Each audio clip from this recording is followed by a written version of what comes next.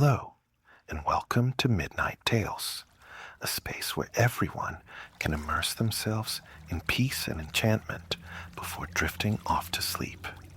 Tonight, we'll explore another captivating story that invites calm and lightness, helping you rest and recharge.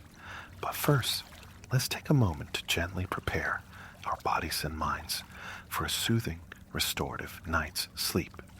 Make yourself comfortable, and with each slow inhale and long exhale, allow any cares from the day to slip away.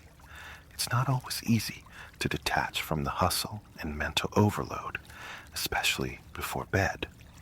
However, remember this: the less we worry about how quickly we'll fall asleep, the easier it is for our minds to release any tension. Let the rhythm of your breathing carry away lingering worries, and let the story you're about to hear guide you into deep relaxation. Now, close your eyes and allow the magical atmosphere to softly envelop you. Enjoy the story, and may you find peaceful, restful sleep here on Midnight Tales.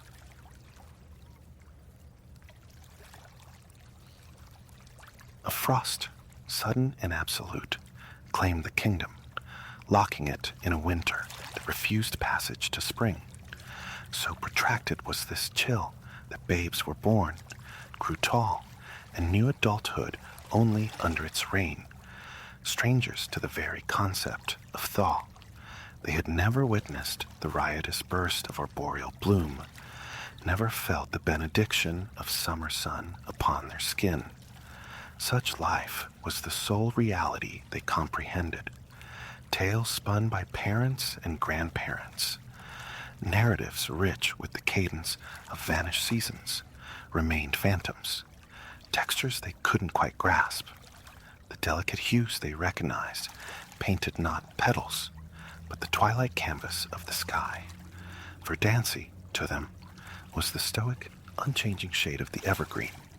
Nature, in its vast majority, was simply white, an endless expanse their elders tried to populate with visions of undulating emerald hills, sun-drenched wildflowers, and rivers like slivers of fallen sky. Yet these remained confined to the realm of imagination. Why this perpetual winter had descended was a question shrouded in conjecture. One certainty persisted. Concurrent with the frost's arrival, a colossal glacial spire had thrust itself into the kingdom's heart. So slick, so unassailable was its surface that it earned the name the Shard. Whispers circulated, attributing the ominous peak to a frost mage who, embroiled in conflict with the monarch, had condemned the king and his daughter to an eternal exile upon its summit. Countless fireside chronicles recounted the fates of men who dared the Shard's ascent, each bearing some token intended to win the hand of the captive princess. Alas, scaling the vitreous slopes proved nigh impossible, guarded, the stories insisted, by an immense and terrifying avian sentinel, the alabaster raucous. Every aspirant, every hopeful challenger met with failure, inevitably returned to the mountain's base. Even those equipped with axe or pick, tools meant to purchase on the ice, ultimately relinquished them to contend with the monstrous bird. To climb the Shard and withstand the rock's onslaught seemed a task beyond mortal capacity. From valiant cavaliers to sturdy local yeomen, none could surmount the crystalline barrier to reach the princess. In a hamlet huddled at the mountain's foot lived Corin, a youth whose entire existence unfolded beneath the shadow of that immense ice monument. He absorbed the legends, witnessed the procession of hopefuls meet their inevitable defeat. Like all his peers, Winter was the only season etched into his memory. Though tales of summer sparked a curious intrigue, the longing for it remained an abstract notion. Yet Corinne possessed an affinity for challenge and a mind remarkably keen. His days were consumed by chores, essential contributions to his family's meager subsistence. But in stolen moments of leisure, he found solace gliding across the village pond, carving elegant arcs upon the ice, his gaze often drifting upward to the scintillating peak. As he approached manhood, a singular ambition took root: to be the one soul capable of reaching the princess, of winning her regard. While amiable lasses resided within his own village, potential sweethearts aplenty, Corinne felt a pull towards the unknown, a yearning for a life punctuated by adventure. He pondered incessantly the puzzle of the glistening spire, eventually conceiving a strategy almost breathtaking in its simplicity. One evening, seated at the rough-hewn table beside the family hearth, he unveiled his intention. He would employ his ice skates, anchoring his feet to the sheer face while climbing. This, he reasoned, would leave his hands unencumbered to fend off the fabled alabaster rock when it appeared. His mother, fraught with anxiety, envisioned disastrous injury from such a madcap venture. His father echoed her skepticism. How could Corin possibly prevail where men of greater worldliness and experience had faltered? They pressed him, hoping to dissuade. How would mere hands suffice against the colossal bird? What conceivable gift could he offer a princess? Corin conceded his lack of answers to these points, yet his resolve remained adamantine. The ascent was set for the morrow. Corin's mother, unable to contain her unease, confided in a neighbor. The neighbor, in hushed tones, relayed the news to her daughter. The daughter informed the boy across the lane. Like wildfire, word of Corin's audacious plan swept through the village. Consequently, by the time Corin stood ready to approach the mountain, the entire populace had assembled, eager spectators to the anticipated spectacle. With a simple rucksack containing a loaf of bread and a flask of water, he slung his skates, blades tied together, over one shoulder. Ignoring the collective gaze of the villagers, he lowered his head and strode purposefully towards the enigmatic ice peak. Their doubts would not deter him. As he traversed the path leading to the shard's base, he drew deep, steadying breaths, mentally rehearsing his plan. In essence, ascend using skates, confront the rock with his hands, somehow deflecting or striking it. Hope his lack of a formal gift wouldn't bar his entry to the castle should he reach the summit and the princess. Beyond this rudimentary strategy, no further preparations were made. The woods lay in profound silence around him, draped in the ubiquitous, glittering mantle of snow. Each footfall resonated with unnatural clarity in the stillness. Thud, crunch, thud, crunch. His boots conversed with the void.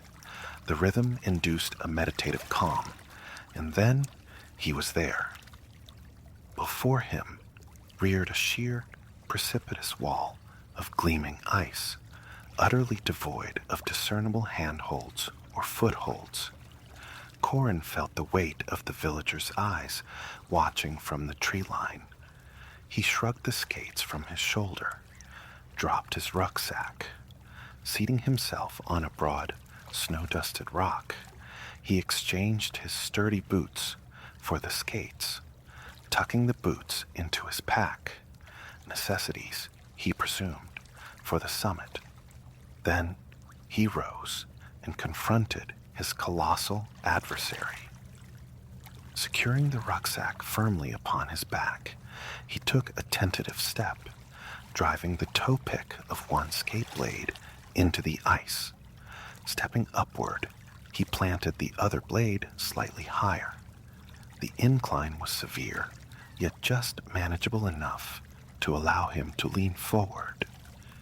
Maintaining balance with his hands pressed against the slippery expanse, methodically, painstakingly, one foot placed above the other, he commenced the climb. Corin forbade himself thoughts of elapsed time or dwindling energy. Pick, step, hoist. Pick, step, hoist. He surrendered to the slow cadence, eyes fixed forward, never glancing sideways, and most certainly not up or down. The murmur of the village onlookers gradually receded from his conscious awareness. As he gained altitude, he became dimly aware of emerging from the deep shadow clinging to the mountain's base. He was ascending into the region where the frigid rays of the winter sun illuminated the ice before him, and the spectacle was breathtaking.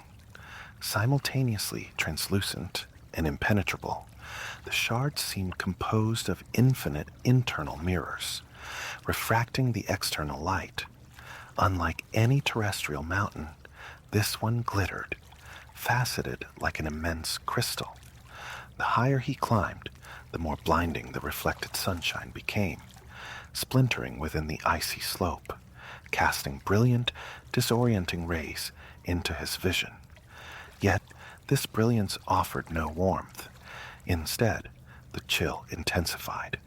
An icy zephyr seemed to perpetually swirl around his head and shoulders, generating a constant, high-pitched whistle in his ears.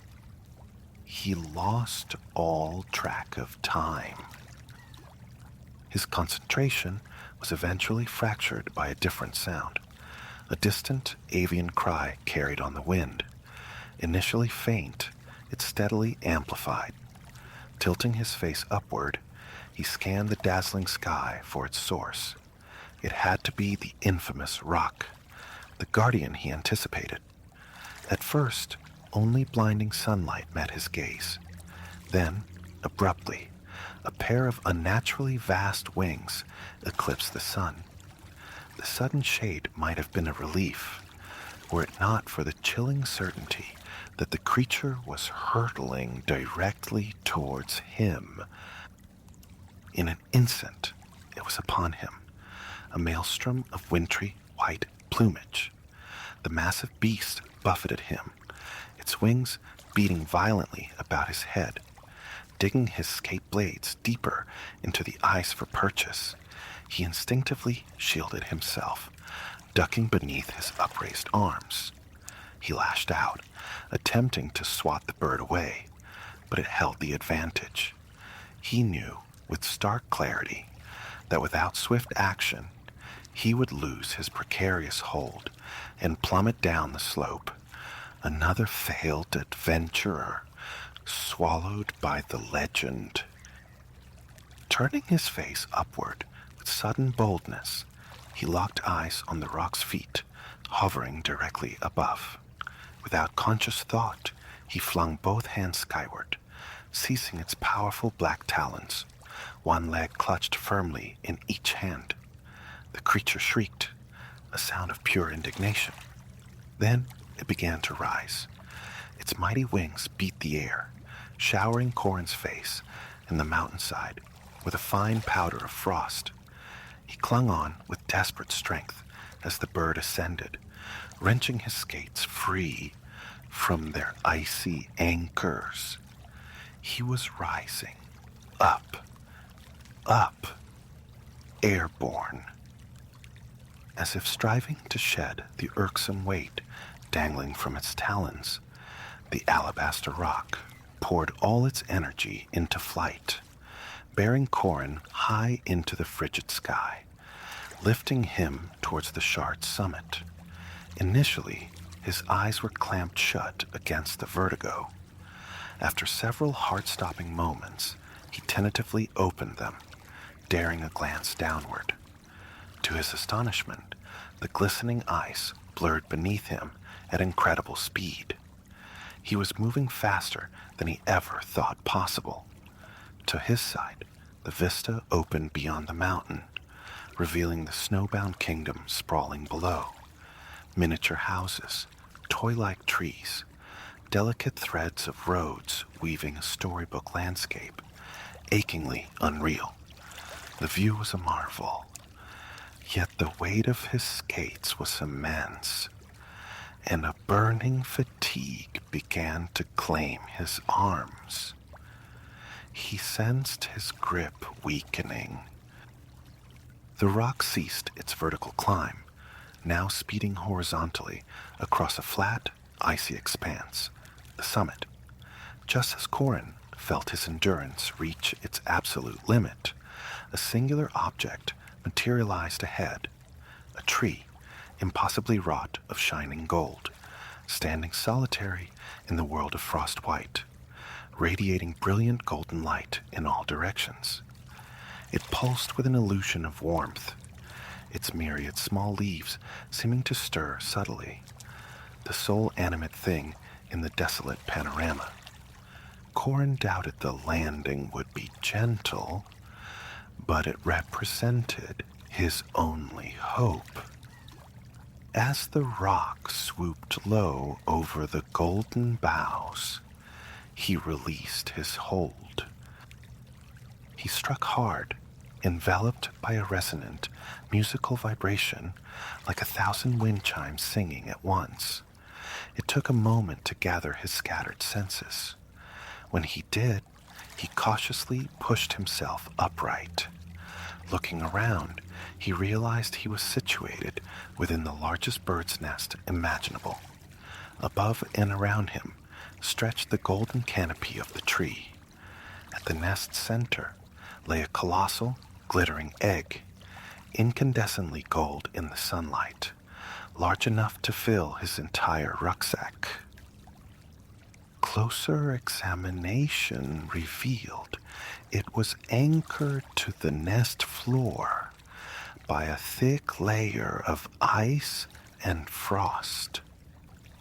It appeared to have rested there for a very long time.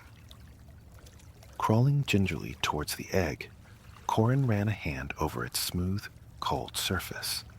He pushed gently. It was frozen solid. Dislodging it risked fracture. Yet he desired this egg intensely. It was the singular object he'd found worthy of presenting to the princess. Sitting back on his heels, he thought intently. An idea sparked. Reaching into his rucksack, he retrieved his flask of water, still retaining a measure of warmth from his body. Unscrewing the cap, he carefully poured the lukewarm liquid over the egg's base. As he'd hoped, it was just warm enough to melt the encompassing frost. Slowly, steadily, the icy sheath contracted and vanished, revealing the pure, golden shell beneath. The moment he felt it yield, Corin gently rocked the magnificent prize. With only slight resistance, it detached from its long captivity, free. Unfortunately, his dealings with the alabaster rock were not concluded. Uttering a cry of outrage, it returned, swooping down from nowhere towards the golden tree. Corin saw its clear intent to prevent the egg's removal. Casting a rapid glance around, he seized the only item readily available. As the rock's talons descended once more towards his head, he thrust the loaf of bread from his rucksack into its grasp. Mistaking the bread for its recovered treasure, the bird squawked triumphantly and wheeled away into the vast sky. Its cries gradually faded into the immense silence. Corin remained still for a moment, exhaling a long sigh of relief. Once certain the rock was truly gone, he turned back to the egg. Retrieving his boots from the rucksack, he carefully nestled the golden orb inside, securing the flap tightly. He then removed his skates, donned his boots once more, and draped the skates over his shoulder. Leaving the rucksack momentarily at his feet, he stood carefully within the enormous nest, scanning the summit. At first, only a vast expanse of blinding whiteness met his gaze. The frosty plateau appeared utterly barren, brilliantly reflecting the sun's rays in an unending vista of ice.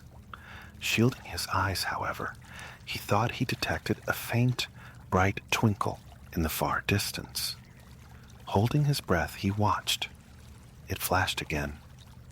Something else occupied this desolate peak. Whether it was the fabled castle or not, it was the sole feature interrupting the icy monotony.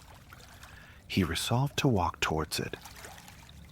With the precious, heavy egg secured on his back, he cautiously descended through the intricate branches of the golden tree, shimmering down to the solid ice below. Hoisting the rucksack properly onto his shoulders, he began the trek towards the mysterious glimmer. Time dissolved into irrelevance as he traversed the frozen expanse. The biting cold numbed his nose and fingers. His eyes grew weary from the relentless glare. The sun, however, visibly tracked across the sky, now hanging lower towards the horizon than during his morning ascent. He estimated it must be mid-afternoon, and prayed fervently he would reach the flashing object before nightfall descended upon this shelterless wasteland. He made steady progress across the ice sheet, undisturbed by any further sign of the alabaster rock.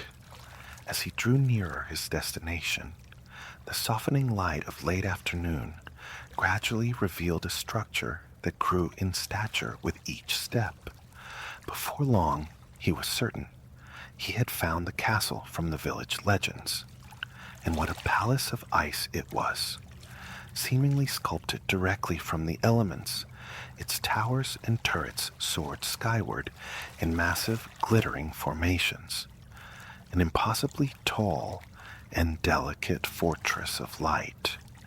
It captured and reflected every hue bleeding into the sky. As sunset approached, it became a mirror of molten orange, rose, and gold. He reached the castle's front and halted before the drawbridge, frozen immovably in its lowered position across the moat. The moat itself was now a river of solid ice, tracing a smooth, serpentine path around the fortress.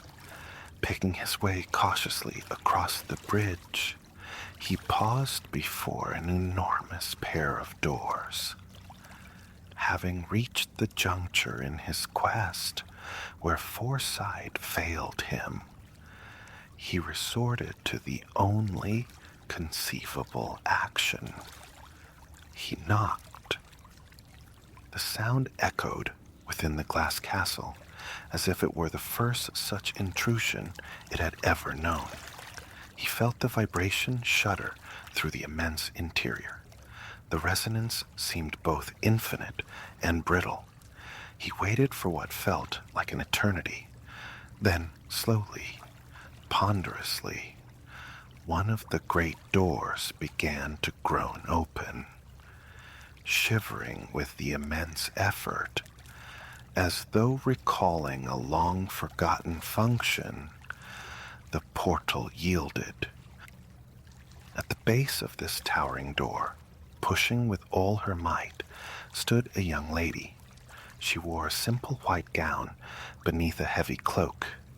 Layered atop this were a fuzzy blue muffler and a highly improbable, yet undeniably practical, set of woolly earmuffs. Gazing at Corin with undisguised astonishment, she opened her mouth as if to speak, then appeared to reconsider. Taking a deep breath, she asked with surprising assertiveness precisely who he was. Corin hadn't known what to expect, but a direct interrogation by the princess herself was certainly unforeseen. He stammered his reply, explaining he hailed from the village below the mountain, and should she be amenable, he wished to rescue her. The words, once spoken, felt somewhat inadequate. The princess regarded him dubiously. He became acutely aware of his less than heroic appearance, burdened by skates and a rucksack, devoid of sword or armor. Then his face brightened. "I brought you something special I found," he offered. "May I bring it inside?" This clearly captured her interest. She nodded, her expression still guarded, and stepped aside, gesturing towards the cavernous hall within. Corin entered. The cold inside was as profound as it was outside. He could now appreciate the princess's fondness for earmuffs. Before he could present his gift, she straightened and introduced herself. "I am Lysandra," she stated simply. He managed an awkward bow, offering his own name in return. She inclined her head graciously. "So then, Corin, what is it you have brought me?" Corin swung the rucksack from his shoulder, opened the flap, and slowly, carefully, drew forth the glittering golden egg. Lysandra's eyes widened dramatically at the sight. She gently took it from his outstretched hands. He recounted the tale of his ascent, the encounter with the rock, and the discovery in the golden nest. Upon hearing the full narrative, she confirmed she had often observed the alabaster rock circling the mountain, confessing her suspicion that it was the zoomorphic form of the frost mage who had cursed them long ago. She related, with quiet sorrow, how her father, King Valerius, had departed the castle years past, seeking the mage to plead for their release. He had never returned. And so she remained, trapped in time, never aging through the long, indistinguishable years. Corin expressed his sincere regret for her plight, but Lysandra seemed preoccupied by the egg cradled in her hands. Shifting it from palm to palm, she exclaimed, "Corin, the egg, it's growing warmer." As he watched, the egg began to emit a soft luminescence, as if lit from within. Its surface, previously a static field of gold, seemed to shimmer and shift. Unsure how to proceed, Lysandra carefully placed the egg on the center of the flagstone floor and stepped back. Before their eyes, the egg's glow intensified, suffusing the vast hall with a warm, golden light. Lysandra pulled off her muffler, remarking that she felt rather warm.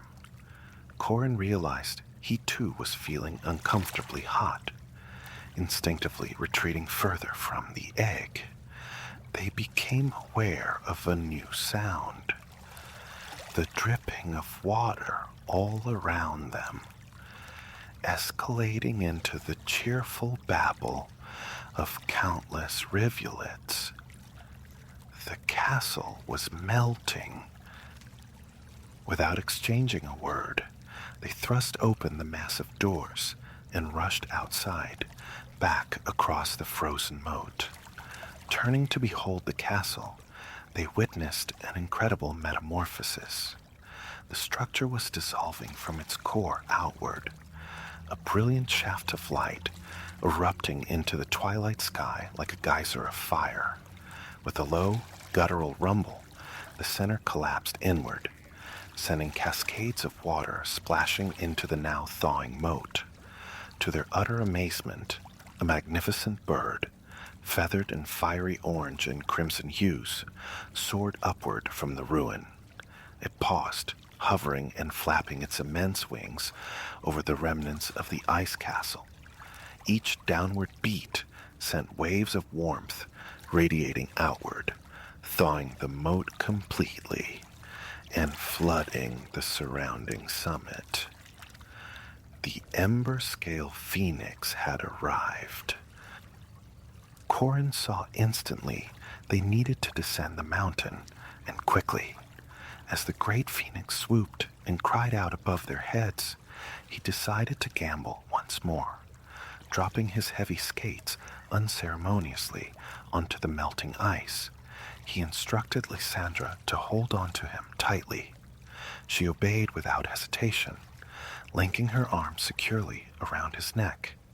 Then, as the beautiful, fiery bird dipped close above them, he reached up and grasped its feet, clinging with the same desperate tenacity he had shown gripping the alabaster rock on his ascent. Without protest, the phoenix bore them aloft.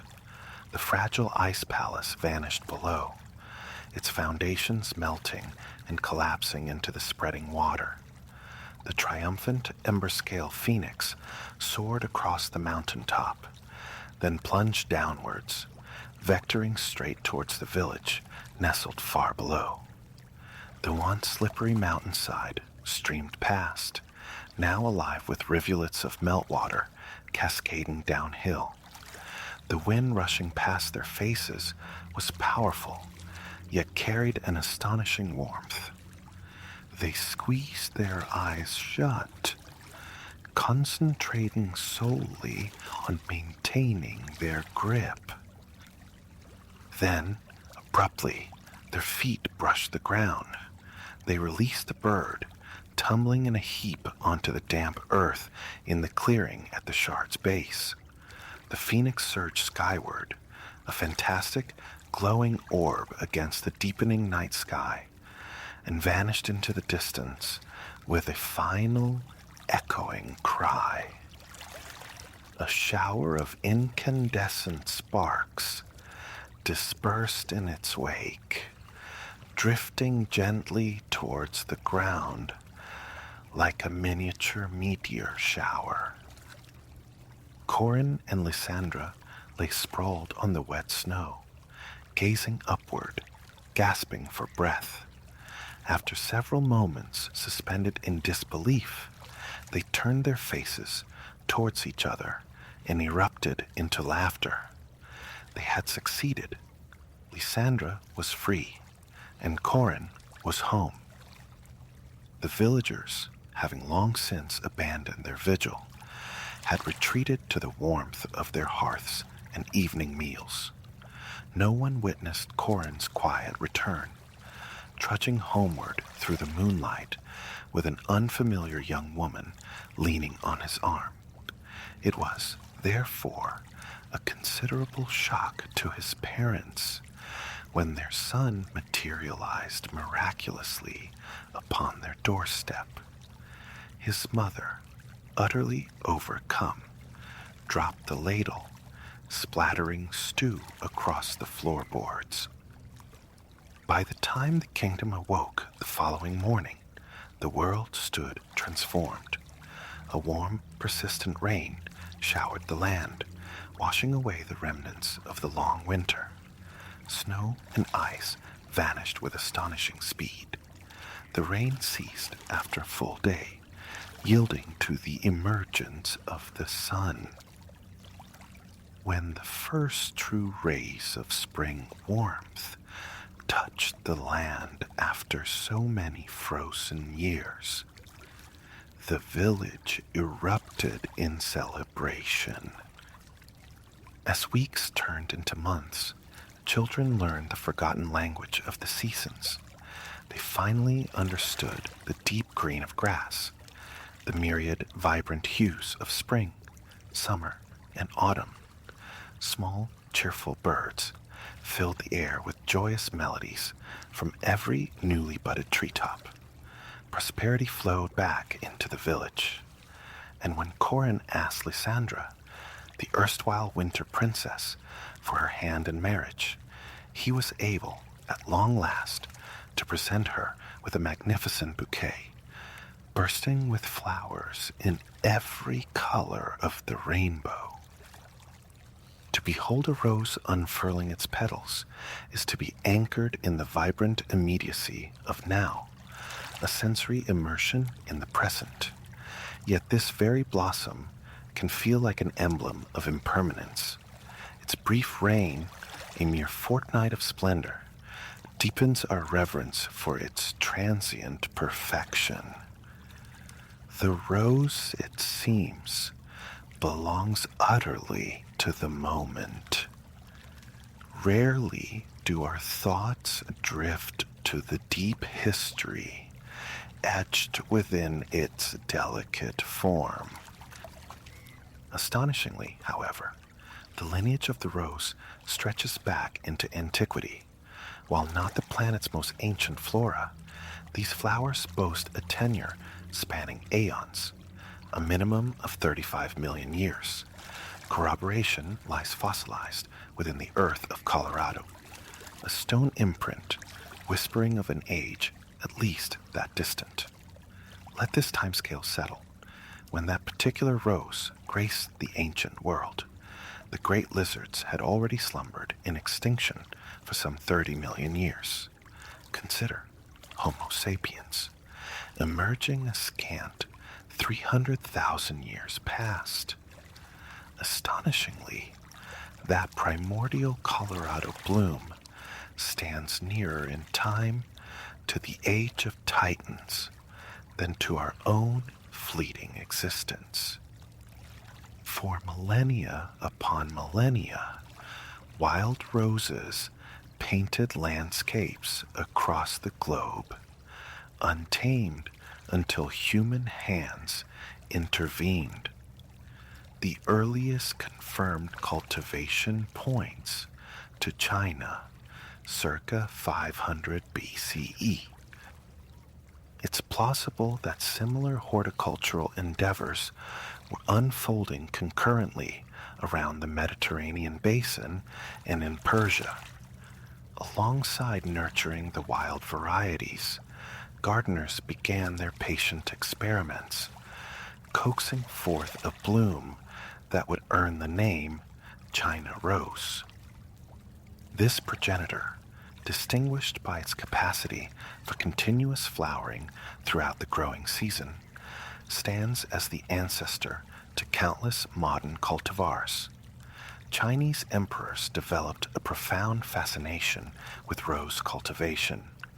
The sage master Kalen, living in the 6th century BCE, documented the existence of 600 volumes dedicated solely to rose husbandry within the imperial library. This regal preoccupation persisted across dynasties. Centuries later, during the Han era, rose cultivation reached an industrial scale, vast fields replacing essential farmland as emperors saturated palace grounds and the surrounding countryside with wave upon wave of blossoms. Simultaneously, in disparate corners of the world, the rose found itself woven into the cultural fabric through different means. Ancient Greece and Rome, it appears, lacked the widespread, systematic cultivation seen in the East. Nevertheless, the rose held potent symbolic weight and commanded high esteem. Perhaps it was within Hellenic culture that the flower first became inextricably linked with love's fire and passion's heat. Lyra, the Greek embodiment of love, and her Roman parallel, Aurelia, were both profoundly associated with the rose. In Lorenzo Bellini's masterful depiction, The Genesis of Aurelia, the goddess emerges from the ocean foam upon a shell, while wind-swept pink roses cascade around her divine form. Myths entwining Lyra and roses abound. One narrative tells of white roses springing from the sea foam at her birth. Another recounts how a thorn pierced her foot, her divine blood staining the immaculate petals crimson. Echoing Lyra, Aurelia reigned as the deity of roses, love, and matrimonial bonds in ancient Rome.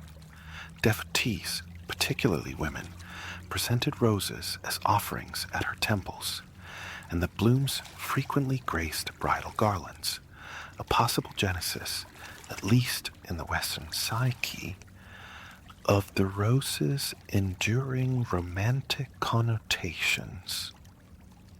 Yet, the rose's symbolism extended beyond affairs of the heart.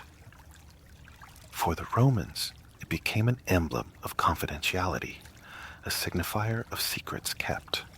A single rose hung upon a door signaled a private political conclave. This practice evolved into another custom, adorning the ceilings of banquet halls with roses.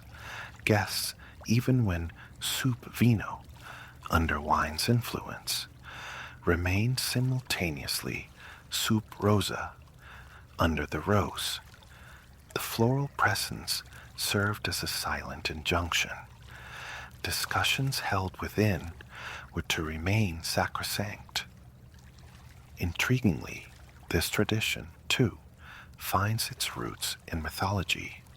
Eros Minor, a lesser god of love, is said to have gifted a red rose to the god of silence. His motive? To ensure the discretion surrounding Aurelia's amorous escapades, bribing silence with floral beauty. In Roman society, roses also played pivotal roles in ceremony. Across the vast empire, the festival known as the Rosalia saw garlands of roses and other blossoms laid upon burial sites. Here, the rose spoke of a different love, remembrance, hope, and the promise of rebirth. Showers of petals rained down during triumphal parades honoring returning generals. Though these ancient rites have faded, the rose retains a place in Roman religious observance today. The Pantheon, that marvel of ancient architecture, now consecrated as a Catholic church, hosts a unique ceremony each Pentecost. Through the oculus, the great opening in its dome, tens of thousands of rose petals drift downwards, blanketing the marble floor in a fragrant, ethereal cascade, a breathtaking representation of the Holy Spirit's descent. But while imbued with spiritual gravity, the rose could equally signify opulence and unrestrained indulgence. Turning again to ancient Rome, we encounter the notorious tale of Emperor Valerius, a lesser-known emperor ascending to power at 14 and reigning but a few short years. Legend paints him as more devoted to revelry than governance. At one infamous banquet, he reputedly orchestrated a deluge of petals from the ceiling, so dense it threatened to suffocate his guests. A dramatic 19th century painting captures this scene.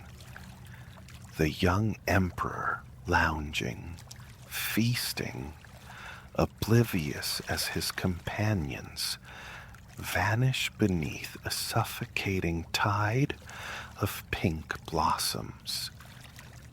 Another ancient narrative features the Egyptian queen Neferura, who allegedly employed roses as a theatrical display of her seductive allure. Her bedchamber, rumor claimed, was filled knee-deep with petals, and she purportedly favored pillows stuffed with them. While such extravagant accounts might border on myth, they illustrate how the rose became synonymous not only with love, but also with lavish luxury, its value amplified over time by legendary associations as much as by its intrinsic charm. There's more to the rose than captivates the eye or delights the nose. Across centuries and cultures, humanity has drawn upon the flower's nutritional and medicinal gifts. Rose hips, the fruit nestled beneath the petals, are bursting with vitamin C. The petals themselves are credited with antibacterial and anti-inflammatory properties. In traditional herbalism, they serve to soothe digestive tracts, alleviate stress and tension, and elevate spirits, among other applications. The Rosa Gallica, aptly named the apothecary's rose, was a staple in medieval Physic gardens. Its large, fragrant pink blooms, prized for both medicines and perfumes. By steeping petals in water, their essence can be transformed into fragrant oils. This technique flourished not only in Europe, but also across parts of Asia, notably Iran. For hundreds of years, Iranians have masterfully extracted essential oil from rose petals, utilizing it for perfumes and incense. The byproduct, rose water, remains a common ingredient in culinary creations, beverages, and cosmetics. From herbal balms to exquisite fragrances, the rose offers manifold practical applications. For contemporary gardeners, however, its primary allure lies in its ornamental splendor, and within Western culture, the rose is perceived first and foremost through a romantic lens. The quintessential Valentine's offering, immortalized in countless verses and melodies. Curiously, the roots of the rose's modern romantic stature can be traced to a singular, specific garden, that of the Château de Malmaison, situated some 15 kilometers west of Paris. Acquired in 1799, this elegant manor became the residence of Madame Evangeline Dubois, wife of the formidable General Armand Dubois. In the nascent years of the 19th century, while the general pursued campaigns abroad, Evangeline immersed herself in transforming the house and its grounds. Her upbringing on the Caribbean island of Martinique perhaps fostered her passion for collecting flora and fauna from distant lands. In a letter, she declared her ambition to cultivate the most beautiful and curious garden in Europe and a model of cultivation. Evangeline nurtured a dazzling array of exotic plants, even constructing a heated orangery for pineapples. Her menagerie included kangaroos, zebras, and ostriches, permitted to wander the estate freely. Contemporaneous visitors to the chateau were likely most struck by encounters with Evangeline's exotic animals. Yet the enduring legacy of Malmaison resides in its phenomenal rose garden. Evangeline, whose own name echoed the flower, Rose being a common nickname, was an insatiable collector. The rose reigned supreme among her affections. Aided by a skilled team of gardeners and botanists, she populated the Malmaison grounds with approximately 250 distinct rose varieties, aspiring to possess every known type. General Dubois even commanded the French Navy to seize seeds and plants from captured vessels for Evangeline's collection. Her rose garden, immortalized in artworks of the period, became a fount of inspiration for horticulturists and rose breeders throughout Europe. It stands as arguably one of the world's earliest and most influential gardens dedicated to a single genus. For its time, Evangeline's focused collection was remarkably innovative. This vast and diverse assemblage yielded another crucial benefit. It included the ever-blooming roses originating from China. Unlike their European counterparts, these China roses flowered repeatedly, granting them significant added value and commercial promise. Horticulturists embarked on fervent experimentation, crossbreeding disparate rose types. Then, during the 19th century, the hybrid tea rose emerged in France. This cultivar embodies what many consider the classic rose: fragrant, hardy, exquisitely formed, and perpetually blooming. Crucially, the hybrid tea rose grows upon a long, elegant stem, ideal for cutting and presenting as a single, symbolic flower. These long-stemmed icons of romance, inextricably linked with Valentine's Day, can trace their lineage, albeit indirectly, back to Evangeline's garden. The Empress inadvertently played a pivotal role in shaping the modern rose industry. In essence, the rose's romantic symbolism solidified over the past 2 millennia in the West. Its association with love likely originated with the Greek goddess Lyra and her Roman successor, Aurelia. Centuries later, drawing inspiration from Madame Evangeline Dubois' horticultural passion, breeders crafted the hybrid tea rose, merging the finest traits of European and Chinese varieties. This bloom swiftly became a coveted romantic token with immense commercial appeal. Its popularity further buoyed by the Victorian penchant for assigning specific meanings to gifted flowers. But the narrative does not conclude there. Gardeners persist in cultivating and inventing novel rose varieties, experimenting with diverse lineages, much like the horticulturists inspired by Evangeline's collection generations ago. To birth a new rose, a breeder selects 2 parent plants, possessing desired characteristics, perhaps seeking a specific hue of coral, combined with a potent, sweet perfume. Once chosen, pollen is carefully transferred between the parent blooms, mimicking nature's bee-assisted dance.